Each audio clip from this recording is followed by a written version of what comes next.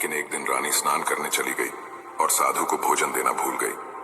भोजन क्यों नहीं आया? इसके बाद साधु ने सोचा कि वह स्वयं महल में जाकर देखेगा कि अब तक भोजन क्यों नहीं आया, और फिर वह महल में पहुंच गया। जब वह महल के अंदर पहुंचा तो वहां उसकी नजर रानी पर गई। रानी के लंबे लंबे घने काले बाल जो कि उसकी कमर पर लहरा रहे थे, उसकी कजरारी आंखें जो देखने मात्र से ही घायल कर दे, उसकी हिरनी जैसी चाल। रानी के इतने सुंदर रूप को देखकर सन्यासी चकित हो गया और रानी की सुंदरता सन्यासी के मन में घर कर गई और वह वहां से बिना कुछ कहे ही अपनी कुटिया में लौट आया।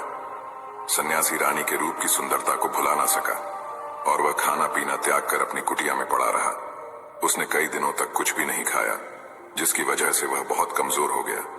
फिर कुछ समय बाद राजा वापस लौटे और जब उसे सन्यासी की हालत का पता चला तो वह सीधे सन्यासी के पास पहुंच गए और बोले कि हे भगवान, क्या बात है, आपको क्या हो गया और आप इतने कमजोर कैसे हो गए? किस गहरी सोच में डूबे हो? क्या मुझसे कोई गलती हो गई है?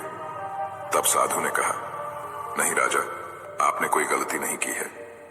यह सुनकर राजा बोले, तो फिर क्या बात है, आप मुझे बताइए, मैं आपकी समस्या का समाधान अवश्य करूंगा। यह सुनकर तपस्वी ने राजा से कहा कि आपकी रानी की अद्भुत सुंदरता को देखकर मैं उसकी सुंदरता पर मोहित हो गया और अब मैं रानी के बिना नहीं रह सकता। यह सुनकर राजा हैरान हो गया और कुछ देर सोचने के बाद राजा ने उस सन्यासी से कहा, मैं आपको रानी दे दूंगा। यह सुनकर सन्यासी बहुत प्रसन्न हुआ।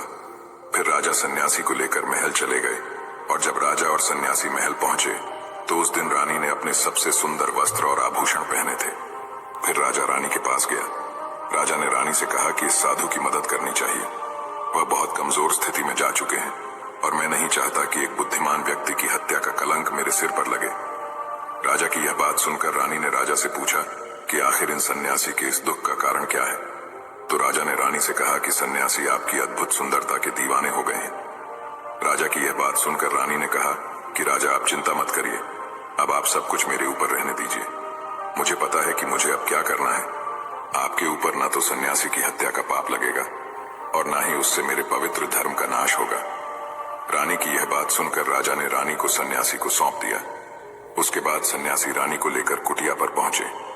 जब रानी सन्यासी की कुटिया पर पहुंची, रानी ने सन्यासी से कहा कि हमें रहने के लिए घर चाहिए, हम इस झोपड़ी में नहीं रह सकते। यह सुनकर सन्यासी राजा के पास गया और राजा से जाकर बोला कि हे राजा, हमें रहने के लिए घर चाहिए। सन्यासी की बात सुनकर राजा ने उनके लिए घर का प्रबंध कर दिया। फिर सन्यासी रानी को लेकर घर पहुंचा। जब रानी सन्यासी के साथ उसके घर पर पहुंची तो रानी ने सन्यासी से कहा कि यह घर तो बहुत गंदा है और इसकी हालत बहुत खराब है, मैं इस घर में नहीं रह सकती। यह सुनकर सन्यासी फिर से राजा के पास गया और राजा के पास जाकर बोला, हे राजा, जो आपने हमें घर दिया है उस घर की हालत बहुत खराब है। सन्यासी की बात सुनकर राजा ने उसे घर की हालत ठीक करवा दी। उसके बाद फिर रानी घर के अंदर गई और नहा धोकर बिस्तर पर आ गई। तभी साधु भी बिस्तर पर आ गया। फिर उसके बाद रानी ने साधु से कहा कि आप जानते हैं कि आप कौन हैं और क्या बन गए हैं। आप एक महान साधु थे जिनके लिए राजा स्वयं सभी आवश्यक चीजें उपलब्ध कराते थे, जिनके पास दूर दूर से लोग ज्ञान प्राप्त करने आते थे, जो लोगों को सत्य का मार्ग दिखाते थे, जो लोगों की समस्याओं का समाधान करते थे, जिन्हें सभी लोग गुरु मानते थे, जिसे सब लोग भगवान मानकर पूजते थे, और आज आप वासना के कारण मेरे गुलाम हो गए।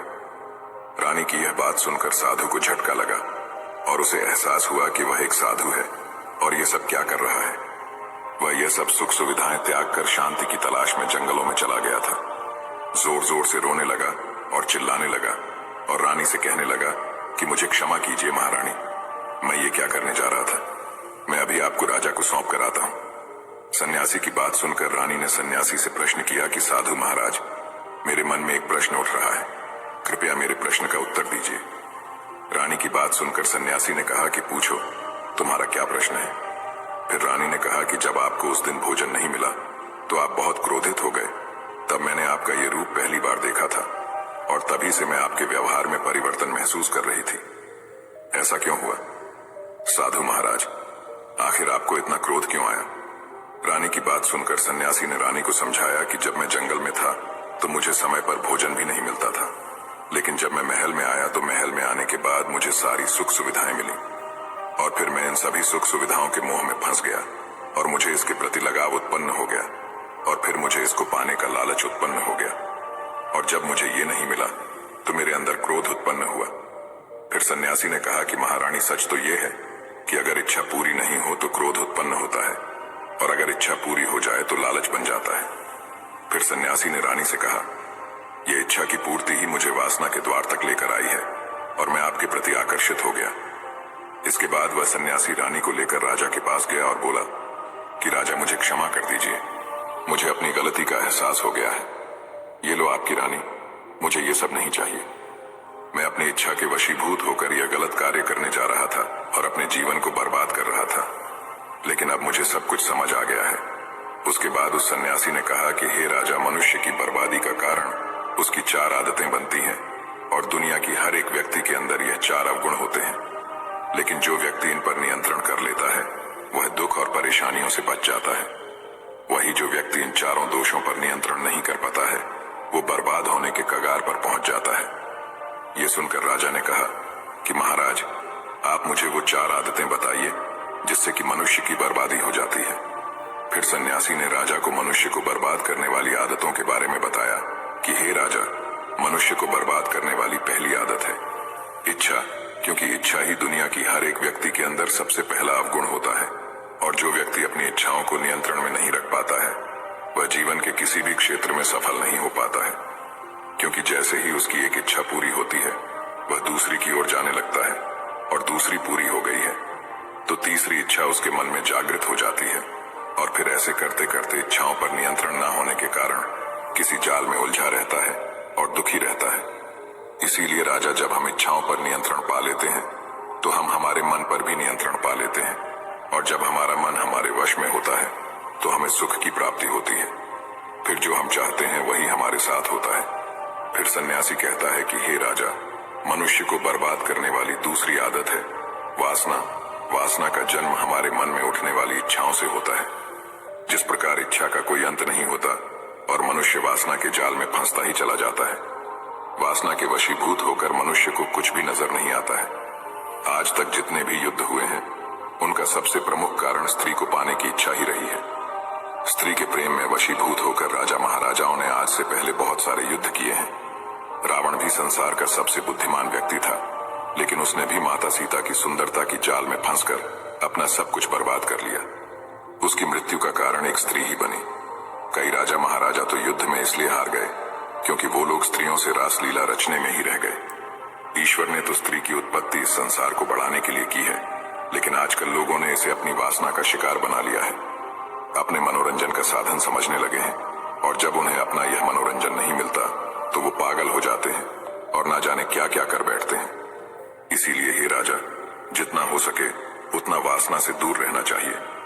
फिर सन्यासी कहता है कि हे राजा, मनुष्यों को बर्बाद करने वाली तीसरी आदत है क्रोध, क्योंकि जब मनुष्य की वासना की पूर्ति नहीं होती है तो उसके अंदर क्रोध उत्पन्न हो जाता है, और जब व्यक्ति को क्रोध आता है तो उस पर उसका नियंत्रण नहीं होता है, और फिर वह क्रोध में आकर कई गलत निर्णय ले लेता है। वह दूसरों को भला बुरा कह देता है, गालियां निकाल देता है, और जब उनका क्रोध शांत होता है तो उन्हें अपनी गलती का एहसास हो जाता है, लेकिन तब तक तो सब कुछ बर्बाद हो चुका होता है। क्रोध के कारण मनुष्य के कई बने बनाए काम भी खराब हो जाते हैं। जब मनुष्य के भीतर क्रोध उत्पन्न होता है तो वह अंदर से बहुत कमजोर हो जाता है, और एक कमजोर मनुष्य कुछ भी नहीं कर सकता है, उसे कभी भी सफलता हासिल नहीं हो सकती। क्रोध हमारे भीतर तनाव को उत्पन्न करता है, और अगर एक बार हम तनाव में चले गए तो हमारा पूरा जीवन बर्बाद हो जाता है। फिर सन्यासी कहता है कि हे राजा, मनुष्य को बर्बाद करने वाली चौथी आदत है लालच। लालच का फल सदैव बुरा होता है। लालच में फंसकर हम बहुत से लोगों का बुरा कर देते हैं। हर मनुष्य के जीवन में कभी न कभी ऐसे समय अवश्य आते हैं जब वह लालच कर बैठता है, और अधिक पाने की लालसा में वह कुछ ऐसा कर बैठता है जिससे जो उसके पास था वह उसे भी गंवा देता है। क्योंकि जैसे ही व्यक्ति की एक इच्छा पूरी होती है उसका लालच अधिक हो जाता है और उसके मन में और कई जन्म लेने लगती है। जो व्यक्ति लालच करता है वह कामयाबी से कोसों दूर रहता है, क्योंकि एक ना एक दिन लालच का दुश्मन सामने आता ही है। अगर हम समय रहते ही लालच को त्याग दें और उसकी जाल में ना फंसें तो हम एक सफल व्यक्ति अवश्य बन सकते हैं। फिर अंत में सन्यासी राजा से कहता है कि हे राजा, अगर मनुष्य इन चारों आदतों को त्याग देता है तो उसे जीवन में सफल होने से कोई नहीं रोक सकता।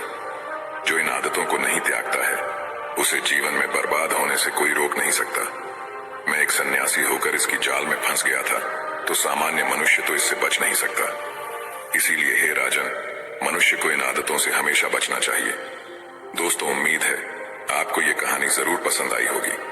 अगर पसंद आई हो तो हमारे इस वीडियो को लाइक, शेयर और अनजाना पद चैनल को सब्सक्राइब जरूर करें। साथ ही कमेंट में नमो बुद्धाय जरूर लिखें।